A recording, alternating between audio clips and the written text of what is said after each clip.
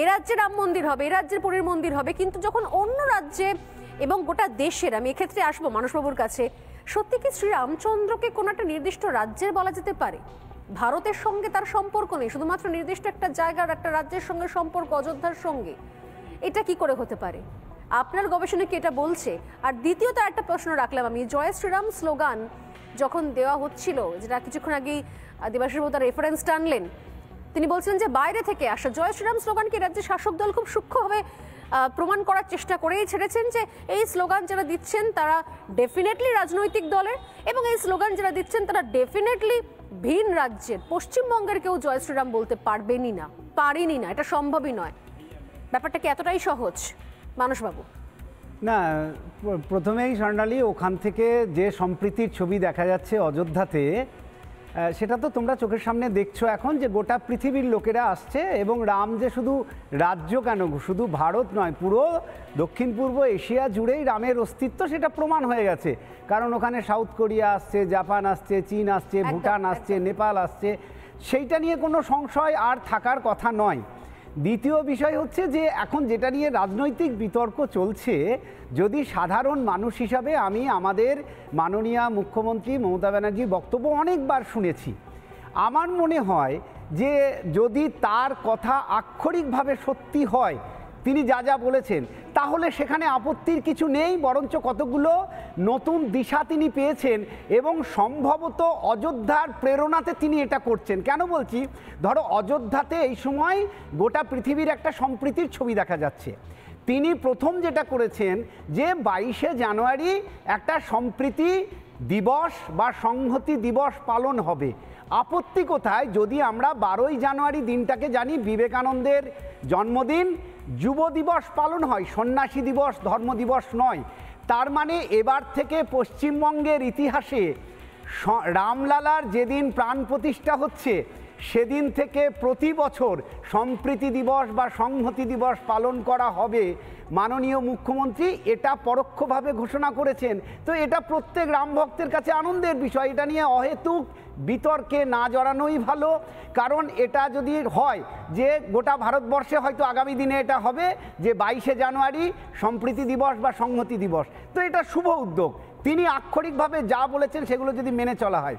দ্বিতীয় বিষয় হচ্ছে তিনি বলেছেন প্রত্যেক ব্লকে ব্লকে, জেলায় জেলায় সম্প্রীতি দিবস পালিত হবে।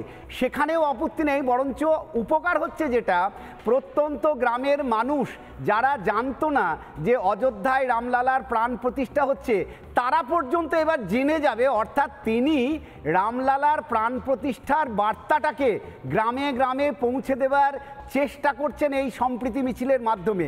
তৃতীয় যেটা পয়েন্ট, সেটা হচ্ছে তার যা বক্তব্য শুনেছি যে ওই দিন কালীঘাট থেকে পার্ক সার্কাসের যে মিছিল বেরোবে, তিনি সবাইকে আহ্বান জানিয়েছেন।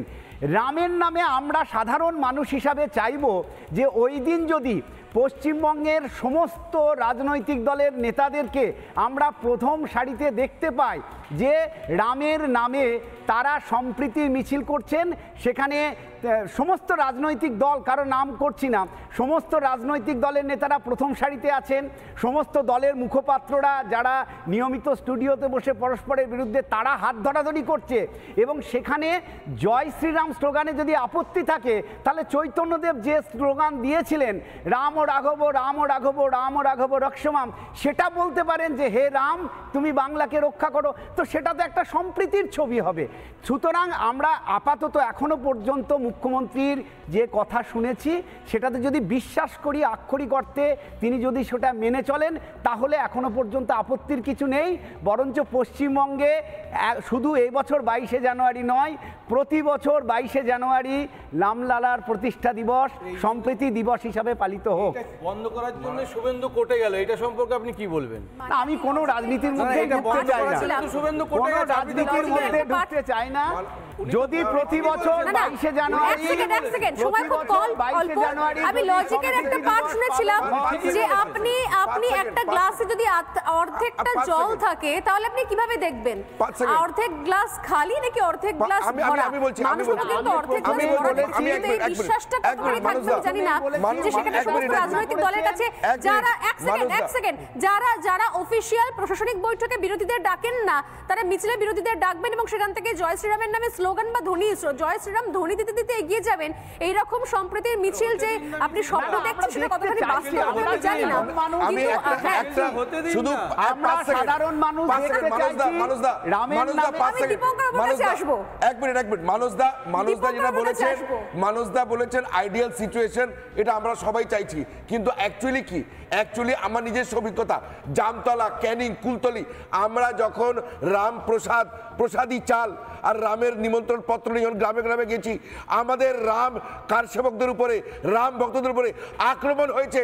আমাদের ঘর ঘর যেতে দেওয়া হয়নি, বাড়ি বাড়ি যেতে দেওয়া হয়নি, প্রসাদী চাল ছুঁড়ে ফেলা হয়েছে, রাম পত্র ছিঁড়ে ফেলা হয়েছে। আপনারা মানুষকে ঠিক বোঝাতে পারেননি কেন? এরকম গুন্ডামি গোটা দক্ষিণ চব্বিশ পরগনা আমি নিজে ভুক্তভোগী।